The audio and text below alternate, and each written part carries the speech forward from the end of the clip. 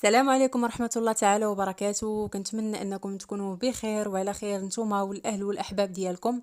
اليوم ان شاء الله كيف كتشوفوا وجدت لكم واحد دو بيتزا تيجيو غزالين بزاف، عجين ناجح 100% وبدون كثرة مقادير. كنتمنى انكم تجربوهم وينالوا الاعجاب ديالكم. بالنسبه للناس اللي اول مره كيشوفوا القناه ديالي فما تبخلوش عليا بالضغط على زر الاشتراك وكذلك زر الاعجاب. ما تنسوش كذلك تخليوا لي تعليق الى عجبكم الفيديو. ندوزو على بركه الله المقادير واللي هي سهله كيف ما قلت لكم.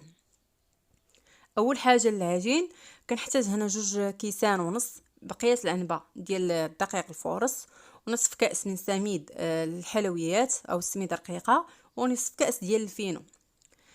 غنضيف عليهم ملعقه كبيره من الخميره الفوريه او خميره الخبز. بالنسبه للسميده وبالنسبه للفينو فكيبقاو اختياريين البنات، الا عندكم ديروهم ولا ما عندكمش ممكن تستغناو، ولا عندكم غير حاجه وحده تقدروا ديروا فيها نصف كاس. فهنا كنديروا السميده والفينو باش كيقعدوا شويه هذاك الفورس وما كتجيش معجنه، بالعكس كتجي مقرمله ومثقبه. ضفت واحد ملعقه صغيره من الملح. غنخلط شويه هاد النواشف وغنزيد عليهم 2 معالق كبار ديال زيت الزيتون. هاد النقطه كتبقى اختياريه كذلك، اللي بغى اولا متوفر عنده زيت الزيتون يديرو، واللي ما كانش يقدر ما يديرش الزيت وراها نفس النتيجه. اصلا البيتزا اللي كناخذو من الزنقه راه كتكون معجونه بلا زيت. غنبدا نضيف الماء دافي بزاف، يعني تقريبا بارد دافي بزاف. غنضيف بشويه بشويه. غتكون عندي واحد العجين اللي شويه قاصحه وما مدلوكاش. كيف كتشوفوا ملي تجمعت لي العجينه عاد زدت شويه ديال الماء. بالنسبه للماء كيبقى عينكم ميزانكم البنات على حسب الدقيق اللي غادي تستعملوا. وغنبدا ندلك فيها غير شويه بشويه، تقريبا واحد 2 دقائق حتى نحس بها انسجمت كامله وما فيها حتى تكتلات او لا حبيبات. هنا كيف كتشوفوا بحال العجينه ديال السفنج كتكون مرخوفه وكتلصق.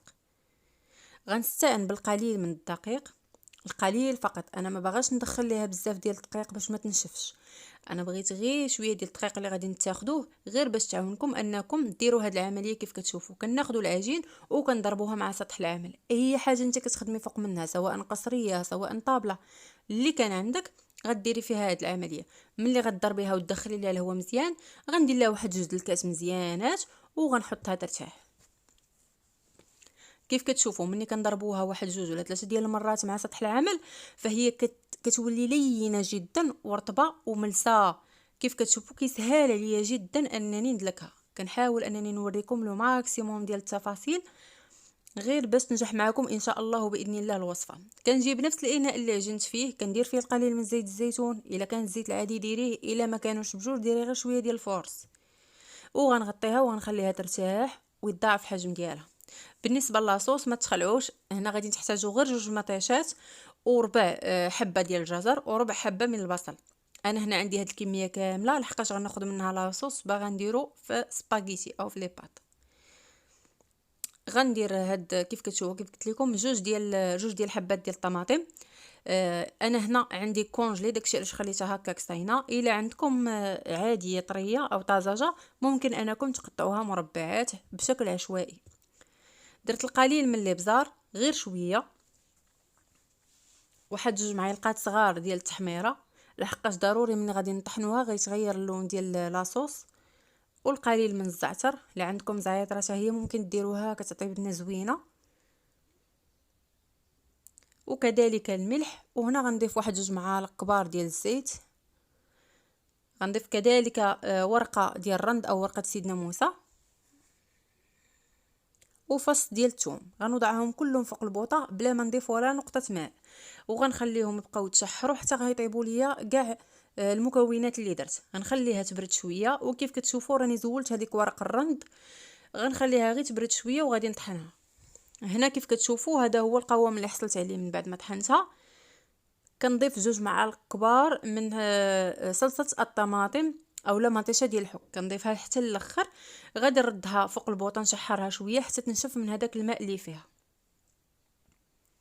هنا كيف كتشوفوا من بعد ما ارتاحت العجين ديالي وضاعف الحجم ديالها، الا لاحظتوا راه العجين ناجح، يعني كتبان غير من النظره.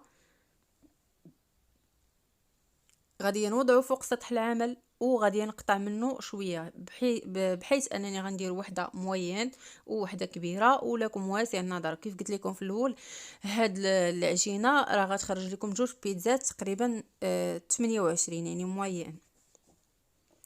غنستعن بالسميده رقيقه ولا سميده ديال الحلوى، وغادي نبسط هذاك العجين بشكل عشوائي غير بيدي، اصلا العجينه رطبه وفيما حركتيها كتمشي معك.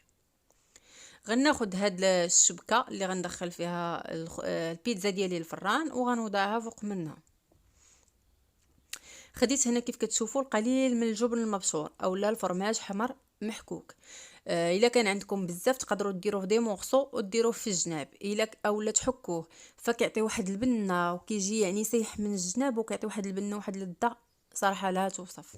فانا هنا هادشي اللي كان عندي غير شويه في الدار حكيته وزدت عليه كيف كتشوفوا القليل من الجبن الموتزاريلا، وهو اللي وضعت في الجوانب او في الحواف ديال البيتزا.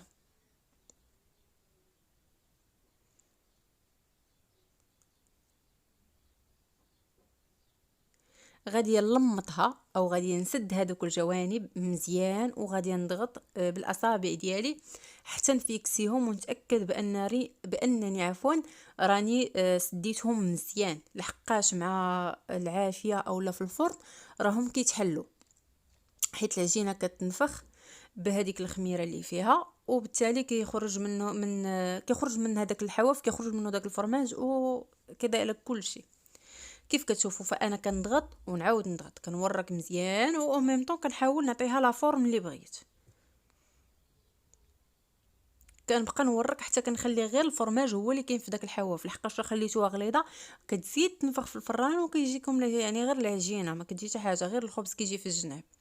فهنا كيف كتشوفوا كنضغط وانا كنورك حتى كنحاصر هذاك الجبن كيبقى غير في واحد الاطار. بعد ما كنكمل هاد العمليه، هذه هي لاصوص كيف كتشوفوا كتكون ناشفه. كنأكد البنات يعني حاولوا انكم تبقاو تشحروا فيها حتى تنشف تماما من الماء اللي فيها. كنوضع تقريبا واحد 3 ديال المعالق كبار في البيتزا ديالي او في العجين. ما كنساوش هذوك الحواف ما كنديرش ليهم، ولكن غير كنمسح فيهم المعلقه بهذا المفهوم. كنشد المعلقه الظهر ديالها وكندوزها مزيان على هذوك الحواف باش تجي تعطيني واحد اللون زوين.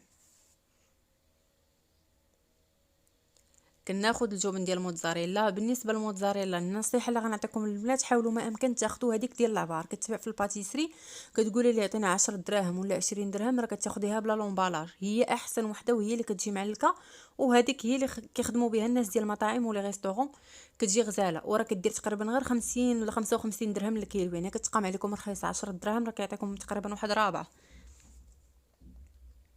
فحاولوا الا لقيتوها هي هذيك، لما لقيتوهاش وخديتو ديال الحانوت ما تاخذوش هذيك اللي طويله على شكل مرتديله، خذوا هذيك اللي كتكون مدوره، وحاولوا انكم تضاعفوا الكميه ديال الموتزاريلا باش تجيكم معلكه. هنا كيف كتشوفوا خديت الطون ودرتو ضروري اننا نشفوه مزيان من الزيت. هذا هو سر النجاح ديال البيتزا باش كتجيكم مقرمله وما كتجيش يعني مرخيه. وغنضيف كذلك لي شامبينيون. هاد العماره او الحشوه راه كتبقى اختياريه، راه اللي عندك في الدار تقدري ديريه، الله يجعلك ما تقلي الدنجال ديري شرائح رقاق، كذلك الكورجيت اللي كاين، الماتيشارون ديال كذلك شرائح ديال الفلفل اللي كاين تقدري ديريه. في الاخير كيف كتشوفوا درت المايس او الذره معلب، ودرت كذلك البورو. الا عندكم غير البصله، انا كندير غير البصله، هاد المره ما كانتش عندي ودرت غير البورو. البصله كتقطعوها كيف كتشوفوا رقيقه وكديروها خضراء، انا درت هنايا البورو. صافي غندخلها الفران طيب. انا ديجا مسخنه الفران مزيان من التحت ومن الفوق، طفيت الفوق وخليت غير العافيه من التحت.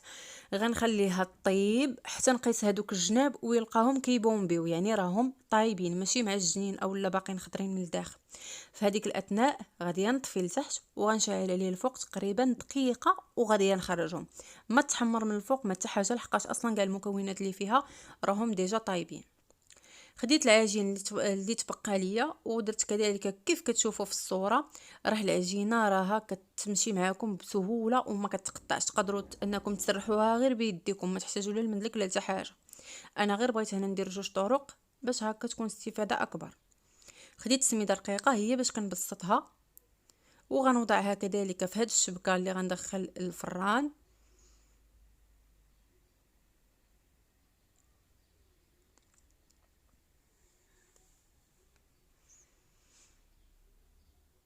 نحاول انني نقادها، وغنجيب واحد السكين وغنقطع الحواف ديالها او الجوانب ديالها بشكل متساوي، بحيث ان كل تقطيعه كيكون اونفاس معها تقطيعه اخرى. ما عرفتش كيفاش نشرح لكم، كنتمنى ان الصوره تكون واضحه وان الفيديو يهدر على راسه. كيف كتشوفوا كنقطع من هنا ومن لهيه، من هنا ومن لهيه، ولكن بشكل عشوائي، يعني واخا هكاك ما كنديرش وحده قد وحده. وهذه هي الجماليه ديالها. كنحاول انني نحل هذوك الفتيحات اللي درت بيدي. كنجيب الجبن مثلث العادي، ممكن ديروا اي جبن عندكم، انا هنا هذا هو اللي عندي، فكديروا على حسب الكميه اللي بغيتو وعلى حسب الذوق ديال كل واحد. انا هنا كنوضع واحد الكميه معينه في هذوك الجوانب وغنبدا نسدهم. كنضغط مزيان على العجين وكندورها لتحت، كنرد عليها العجين ونضغط مزيان وكنقلبها لتحت. غنحاول نوريكم بشكل اوضح. كيف كتشوفوا كنورك مزيان وكنقلبها لتحت، كنجيب الجبن وكنورك مزيان بالعجين وكنقلب لتحت حتى كنكمل هذوك الحواف كاملين. كندهنها كيف كتشوفوا بلاصوص طوماط اولا صلصه طماطم. كندير كذلك الجبن اللي تبقى ليا ديال الموتزاريلا. هنا خديت واحد الجبن ديال مربع ديال الساندويتش وغنديروا الوسط. صراحه الا ما كانش عندكم كاع الموتزاريلا تقدروا تاخذوا غير واحد 4 ديال لي مورسو من هادو، كتجي بنينه بزاف. هي ما كتكونش في هذيك التعليكه، ولكن البنه راها كتكون. خديت هنا الكفته خضراء، بننتها غير بشويه ديال الملحه وغنوزعها فوق من البيتزا. من بعد ما كملت درت كذلك القليل من المايس والبورو. كيف قلت لكم ممكن تعويضوا بالبصل كيعطي بنه زوينه، وكذلك الشامبينيون. انا هنا ما عنديش الصراحه مطيشه وما عنديش ما عنديش الفلفله، فنورمالمون كنديرهم وكيزيدوا بنه واضافه زوينه.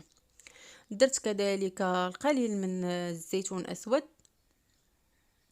وغنرش شويه ديال الزعتر. ما ننساش انني نرشوا هذاك الجناب او الاصابع ديال الجبن، كنرشوهم لحقاش كتجي فيهم واحد البنه غزاله البنات. لاصوص طوماط مع هذيك العجينه كتكون مقرمشه والداخل فيها الفرماج والزعتر، فكتعطي واحد البنه لا توصف.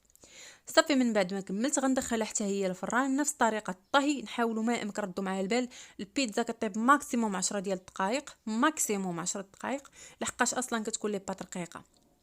هنا كيف كتشوفوا خرجت البيتزا الاولى من الفرن. الشكل ديالها جا رائع ما نقولش لكم، وحتى المذاق والله الصراحه جات بنينه.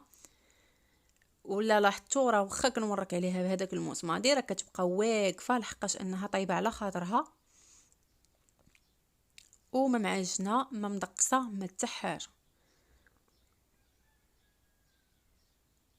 هنا كيف كتشوفوا هذاك الفرماج او الجبن كيف قلت لكم موتزاريلا، فكيجي معلك بحال ديال الزنقه واحسن كذلك. فما تنسوش البنات الا لقيتو هذاك ديال لابار خذوه، راه هو احسن واحد وهو اللي كيديروه كيستعملوه في المطاعم. الا لاحظتوا انا غنحاول نقص الاضاءه غير باش تشوفوا كيفاش المنظر ديالها. الا لاحظتوا هذوك الحواف راه كيجيو خاوين من الداخل والجبن سايح منهم واحد الشكل غزال، والمذاق كذلك، وراهم مقرملين البنات مقرملين ديال بصح.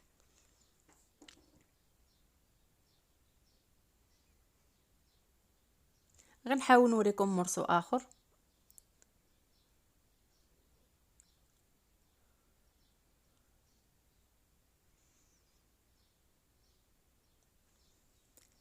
كيف كتشوفوا راها كتجي غزاله وما كتجيش فازقه، لحقاش ضروري كيف قلت لكم اننا نشفوا مزيان هذوك العناصر اللي غنكونوا نديروهم حتى حاجه ما تكون فازقه.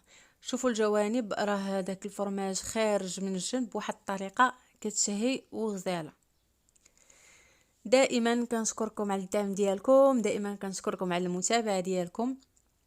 فإلا كنتي اول مره كتشوفي القناه ديالي ما تنسيش انك تشتركي فيها، كذلك ما تنسوش انكم توضعوا لي كومونتير او لا تعليق. الى عجبكم بيان سور الفيديو ما تنسوش انكم تخليو لايك.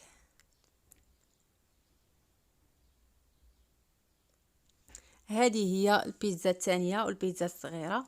فهذوك اصابع الجبن كناكلوهم بشكل فردي، يعني كل واحد كيجر. هذوك هما الاولين صراحه كيتكالوا في الطابله لحقاش كيجيو حتى هما غزالين بزاف. كنعتذر على الاطاله، ولكن هاد لي فيديو دائما كنقول بانهم موجهين للبنات المبتدئات، هكا باش نسهلوا ان شاء الله المأموريه على بعضياتنا والكل يستافد. كنتمنى ان تكون واضحه لكم الصوره. بالنسبه لهاد الكويرات ديال الجبن راه كيجيو غزالين، شوفوا الجبن سايح منهم ومقرملين. الاضاءه صراحه ما مساعداش انه تبين داكشي كيف ما هو، ولكن صراحه راهم غزال.